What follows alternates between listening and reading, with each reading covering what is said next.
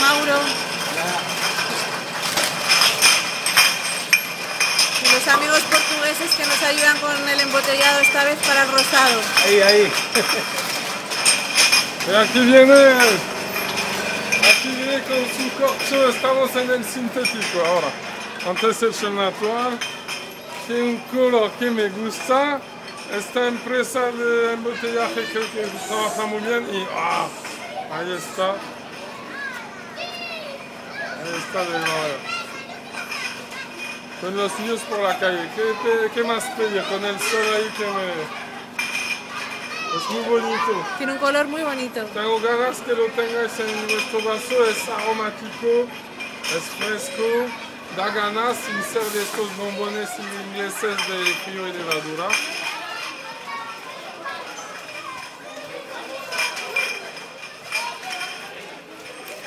Buenísimo. Escupo porque si no acabo borracho, pero está buenísimo. Que ya vienes de cata, ¿no? Además es el tiempo ideal para un buen rosado. El rosado es un gran vino, puede ser un vino de mucho placer. No pensar que es el bastardo de clase, nada de esto. Un rosado mediocre es fácil hacer, un gran rosado es difícil. Así que animo en probar esto, que de verdad puse mucho empeño y creo que ha valido la pena.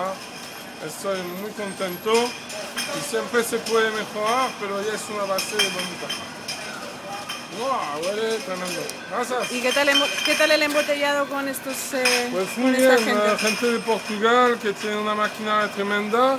Y la diferencia entre antes de filtración y después es abismal. Lo siento para toda la gente que piensa que la filtración perjudica. En un caso así está clarísimo. El vino está más fresco, más fragante, más puro, más aromático. Ha ganado con una buena filtración. Eso sí, hecho por buenos profesionales. Muy bien. Os dejo probar esto que es una delicia. Gracias. Adiós.